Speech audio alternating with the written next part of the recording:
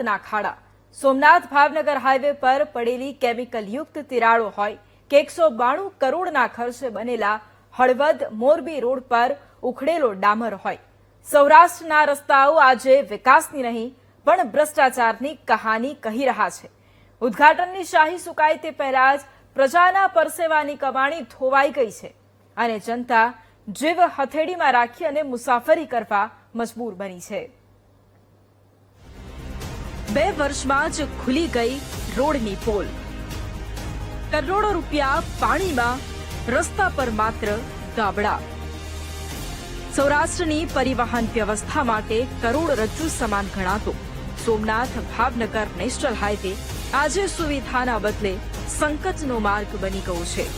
વર્ષોની રાહ જોયા બાદ બનેલો આ હાઈવે હજુ તો પોતાના નિર્માણના 2 વર્ષ પણ માંડ પૂરા કરી શક્યો છે, ત્યાં જ તેના પર ભ્રષ્ટાચાર અને નબળી ગુણવત્તાના ગાબડા સ્પષ્ટ દેખાવા લાગ્યા છે।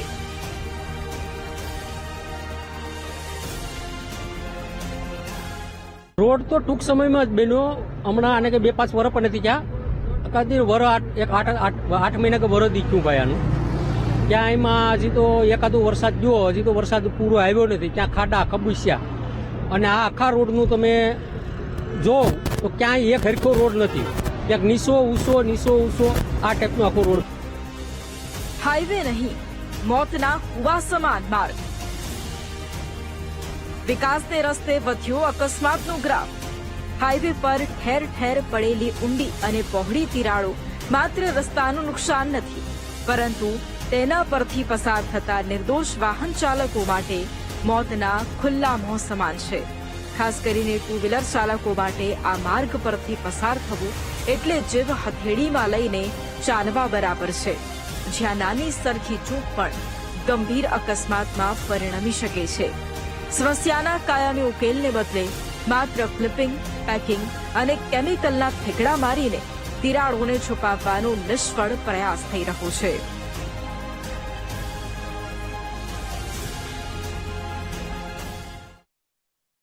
આરસીસી રોડ હોવા છતાં આની અંદર તિરાડો પડી ગઈ છે। અત્યારે તમે જોઈ રહ્યા છો, કામ ચાલુ છે, સ્ટેપલર મારી વાટાઘૂટા કરવામાં આવે છે।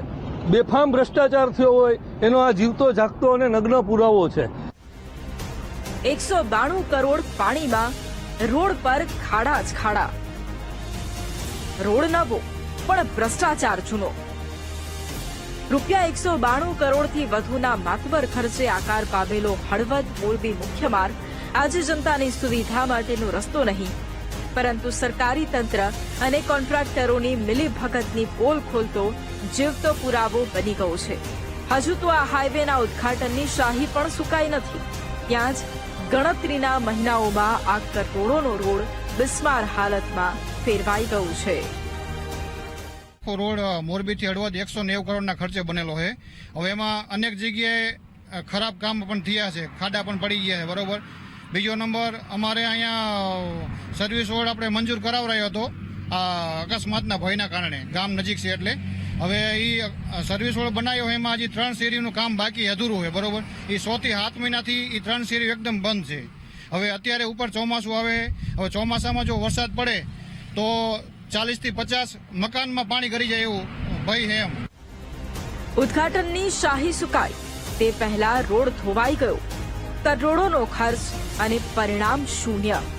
જે માર્ગ પર વાહનો પૂરપાટ ઝડપે દોડવા જોઈએ ત્યાં જે વાહન ચાલકોને ભારે હાલાકી અને અકસ્માતનો ભય વેઠવો પડી રહ્યો છે।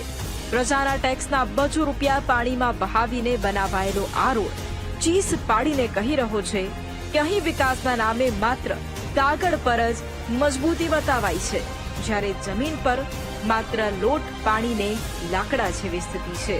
Bureau report, VTV news.